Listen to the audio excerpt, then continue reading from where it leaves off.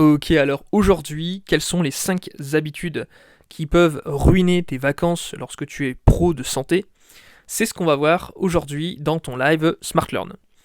Si tu n'es pas encore abonné, sache que SmartLearn, c'est toutes mes astuces, informations, théories, scoops, cas pratiques, tout pour t'améliorer dans la communication pharmaceutique. Et si tu ne l'as pas déjà fait, tu es libre de me rejoindre sur mon canal Telegram privé, dont le lien d'accès gratuit se situe dans la description de cette vidéo. Voilà, donc tu y recevras mes meilleurs plans surprises, mais aujourd'hui, comme d'habitude, je te donne en 5 points mes éléments de réponse pour améliorer ta gestion des vacances, comment sauver réellement tes vacances. Première chose, il faut toujours te dire, voilà, hier est passé, demain n'est pas encore. C'est-à-dire que on a tous tendance, même pendant les vacances, à songer à son travail, aux dernières missions qu'on n'a pas forcément eu le temps de terminer. On a tendance à appréhender comment ça va être le retour. Particulièrement si tu as un relais au niveau des congés, c'est pas facile.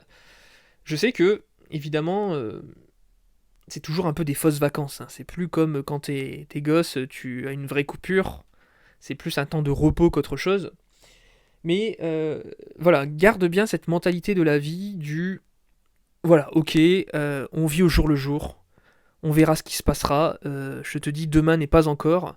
Les problèmes de demain, ça sert à rien de stresser en avance, on les prendra quand ils viendront.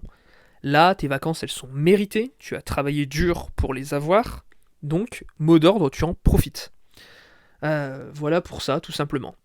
Il y a une expression que j'aime beaucoup et qui dit que la vie est comme un livre, ne saute aucun chapitre, continue de tourner les pages, et tu comprendras pourquoi chaque chapitre était nécessaire.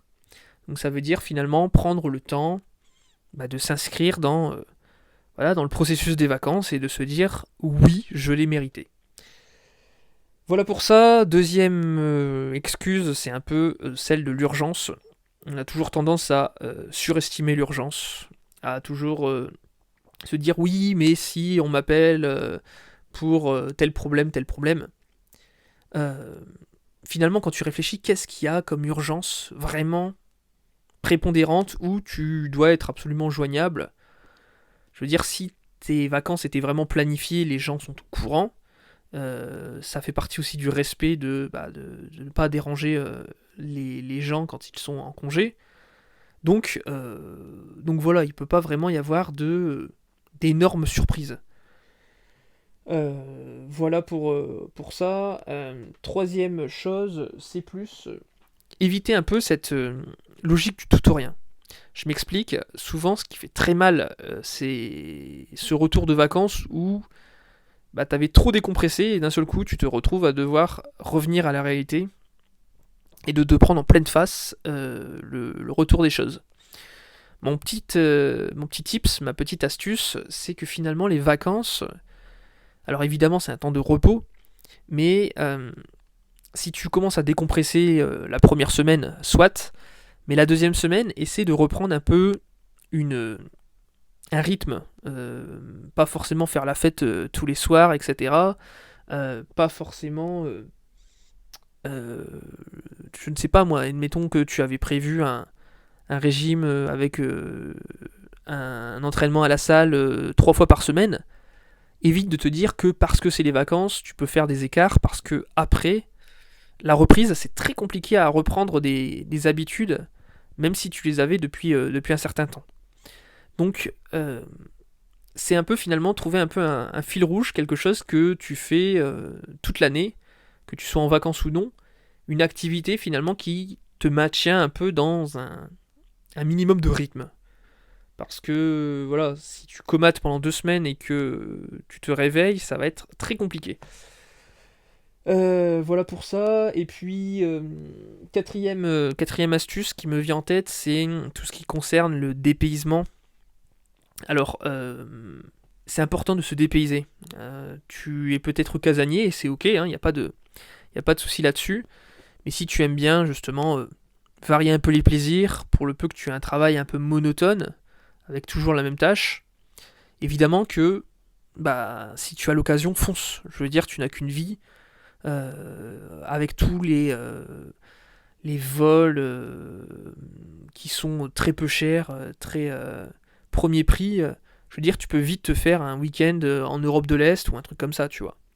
Euh, c'est comme tu veux, évidemment, hein, mais essaie de profiter de tes vacances pour faire quelque chose que tu n'as pas l'habitude de faire. Que tu puisses avoir des souvenirs plein la tête, et puis surtout, considérer ça comme un moment de complicité entre amis ou en famille.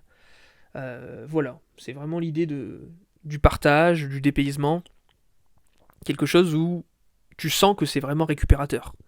Je sais qu'il y a des vacances comme les fêtes de Noël qui sont pas tellement récupérateurs, mais voilà, les vacances d'été, les vacances d'hiver, si tu peux partir, même quelques jours, voilà, fais-le. Et dernier conseil, plutôt s'inscrire dans un processus. Alors je m'explique. Les gens ont tendance à toujours décomposer par période, à pas savoir très bien gérer leur énergie. Au début, ils sont à fond, et puis après, ils sont sur les rotules à la fin de la période, en se disant bon bah c'est les vacances, je pourrais souffler après. Oui, alors les vacances, ça doit être un repère dans ta tête, une parenthèse, une pause. Mais il faut toujours avoir, si tu veux t'améliorer dans la vie, toujours avoir une croissance personnelle, interpersonnelle. Euh, cette idée que voilà, la vie c'est un marathon, c'est une course finalement qui se finit simplement quand tu décèdes.